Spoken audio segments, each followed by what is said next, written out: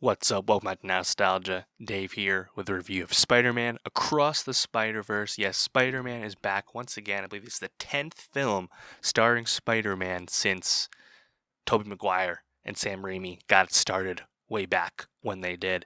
And now we're back in the animated world with Spider-Verse, the sequel to Into the Spider-Verse, which was I think a huge surprise hit both from a critical and commercial standpoint, and really I think opened the door for the future of a few different things, both animated storytelling as well as the concept of the multiverse and mainstream storytelling. I think that's pretty clear, and I'll get into all this. Overall, I loved Across the Spider-Verse. It's getting rapturous reviews. It's getting a big box office.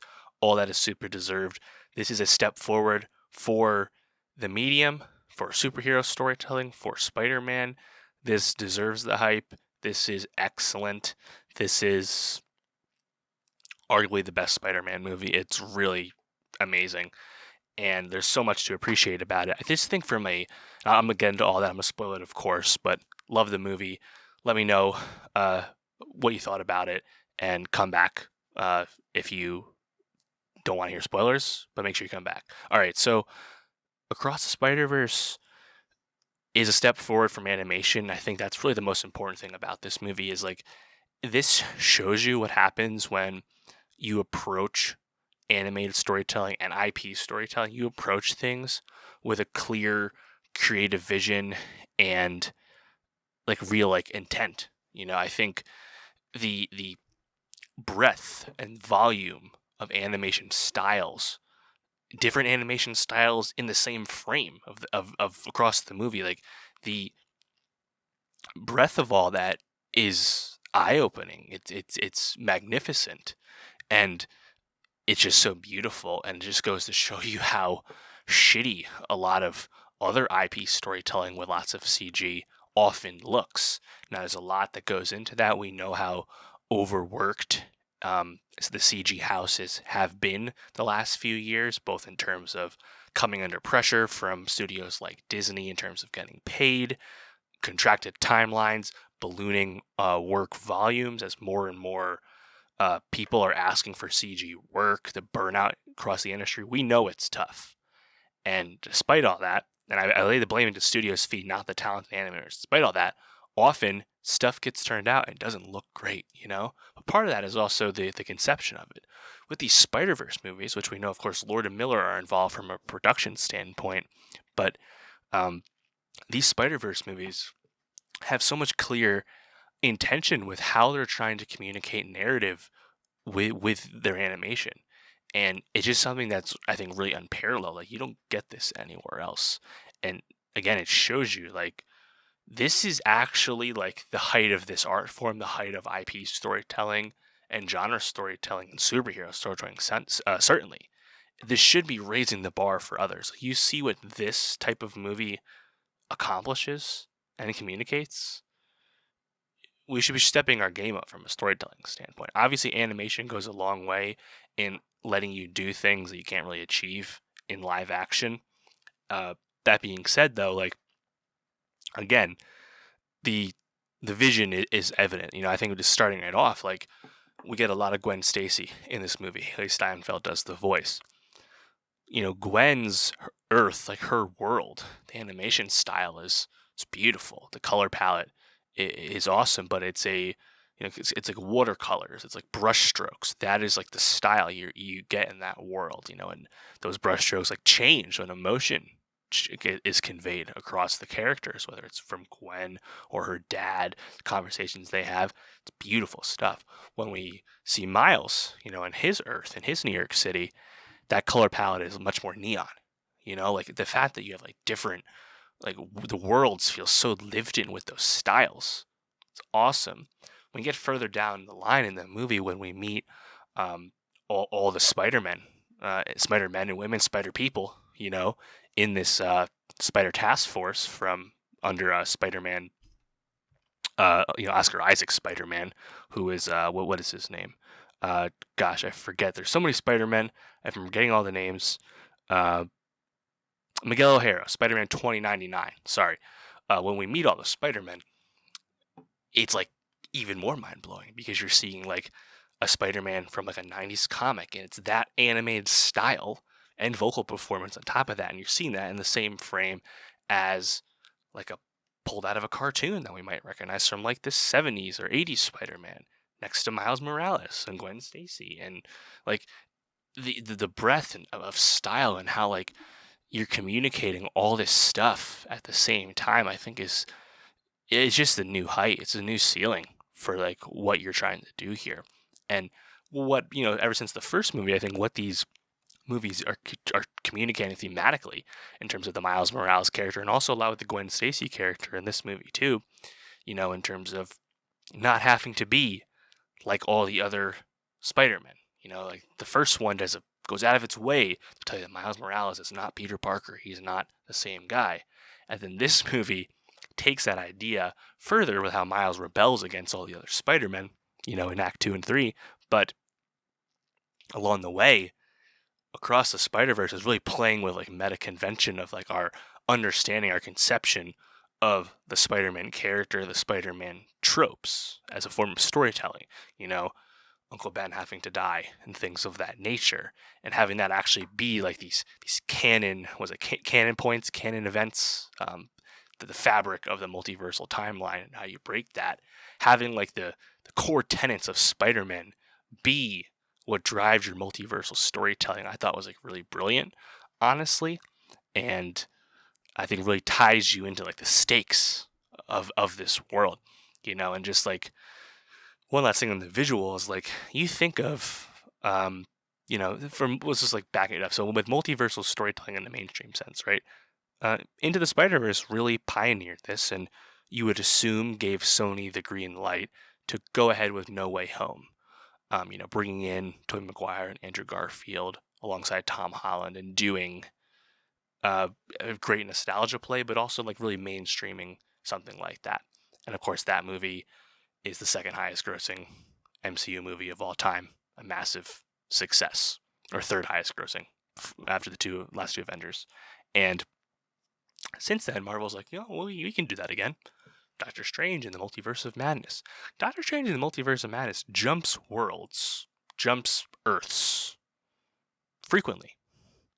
And except for a few brief moments when they're like a bunch of globs of paint for a second, it's not visually distinct the way something like this is so clearly like different all the time. Obviously, animation can do more, but there's a lot of CG in Doctor Strange. I think there's a hilarious offhand joke at Doctor Strange's expense in Across the Spider-Verse. But you would have thought a movie like Doctor Strange 2, where multiverse is literally in the title, you would have thought that movie had a more, I don't know, sophisticated, interesting take on multiversal storytelling. It really didn't. I still liked the movie. I thought it was pretty solid. Sam Raimi, when he got to do some weird stuff, had a lot of fun with it. But there was higher goals to achieve that movie didn't go after. And, of course, since then, the literal Best Picture winner at the Oscars this year, Everything Everywhere All at Once. Amazing depiction of the multiverse. The best depiction of it, of course. Now, we're back, and Across the Spider-Verse is like taking it to the next level, and I think it's just like an amazing union of like the core Spider-Man theme, especially the core Miles Morales themes of identity, and figuring out where you fit into that structure, taking that with a now completely mainstreamed multiversal storytelling and doing an excellent version of that because you're playing on the very convention of Spider-Man tropes as a storytelling device with, again, amazing animation that's varied and unique and engaging. It's just the complete package. It's incredibly compelling. I think the action always looks awesome because the animation is always so vibrant and fun. This movie notably ends on a straight up cliffhanger, just like Fast X did a few weeks back. And we know that Beyond the Spider-Verse will be coming out next year. These movies were originally a part 1 and 2, basically still are, and they were split into 2 movies. So it's a clear, clean break, cliffhanger break. And I'll be curious if it's actually still a 1 year wait or they want to give it extra time for the box office, because this movie really blew expectations away, blew the past movie's performance away. 120 million domestic, and 208 million worldwide. Great start, hats off to Sony and everyone for this. But I think like the ending, hard cliffhanger, I think it really kind of grabs you at the very end, where spoilers, like when you realize that like Miles went back, but he went back to the wrong universe. He went back to the universe where the spider that bit him is from. So he actually went back to the universe that doesn't have a Spider-Man. So then when he goes and he meets his parents, his mom specifically, she doesn't know who Spider-Man is when he brings it up and tells her the thing. Like, that's a huge moment that like really hits. And they double do that with a twist where it turns out Uncle Aaron, Prowler, is not in fact dead, of course, in this universe, and instead this universe's Miles is actually the Prowler and is bad. It's like, that's an amazing like way to like, I think, like drop the bomb on you and then end the movie with a cliffhanger. Obviously they have to land it with the next movie. I have a lot of faith that they will land it, just because these movies have such a clear vision and I think creative intent behind them that I'm sure they'll nail it. But like, that's a big moment to end on, but really I think just like the OD of it all throughout, it's just such a good time. Like I loved Karen Sony. He's voiced Pavatir, the Indian Spider-Man. He was great. Oscar Isaac as Miguel O'Hara, Spider-Man 2099. I think I loved him. I loved how that character slowly became the antagonist towards Miles. I really liked how that went. Issa Rae as Jessica Drew, as one of the Spider-Women. Good. I think we're going to get more Jessica Drew in the third movie. That seems pretty clear. Of course, Jake Johnson back as Peter B. Parker. I really like that performance stuff from the first movie. Also, the villain, really the villain towards the beginning, but like the villain that's kind of serving as a plot device to drive this movie forward, which would be the Spot, voiced by Jason Schwartzman. Really awesome villain to have in animation in terms of how he, makes these portals and like the fights go with Miles and Gwen and stuff like that. Really like that, but like, I think this movie does a really good job of building up stakes and getting you invested in all kinds of stuff. Daniel Kaluuya is really awesome as Spider-Punk, who's this British, Spider-Man, rock star, anti-establishment Spider-Man. But again, the animation style that you have of Spider-Punk, and you put Spider-Punk next to Miles, and you put Spider-Punk next to Miguel, like it's just so cool, the different things that they communicate here. Of course, they do another Spider-Man pointing meme. You'd love it. You see archival footage of Andrew Garfield and Tobey Maguire, and you see the cashier woman from the Venom movies. Like Sony brought in all other stuff like that too. There's references to the Insomniac PlayStation Spider-Man version of Spider-Man. There's all the cartoons. Like if you're a Spider-Man like head, and I'm not, but like if you are Spider-Man head, there are so many references and Easter eggs to point out. But it's also genuine, because that's what these movies are all about. It's like this multiversal Spider-Verse, if you will, So I think it's a really awesome franchise that's really been established here. We know they're making a developing spin-off around Gwen and perhaps Jessica Drew as well. Clearly there's a lot of meat left on the bone with the animated Spider-Man world, so we know it will not end with Beyond the Spider-Verse next year. That's pretty clear.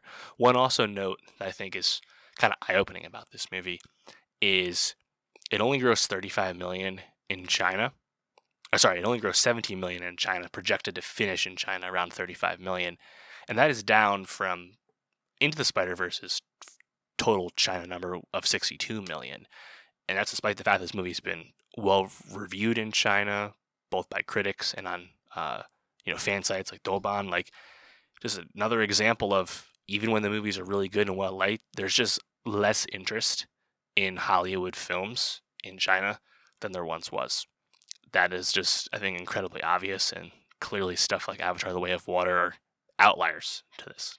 The China box office is just not what it once was. But thankfully, Spider-Verse 2 is doing really well everywhere else and will certainly still be a big hit. Really happy that it's as great as it is. It really deserves all the hype, and it's awesome the box office is exceeding expectations as a result.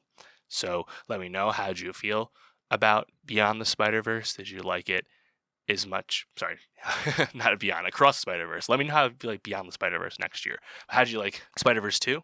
Let me know how you felt. And for more movie reviews, subscribe. And I'll see you next time.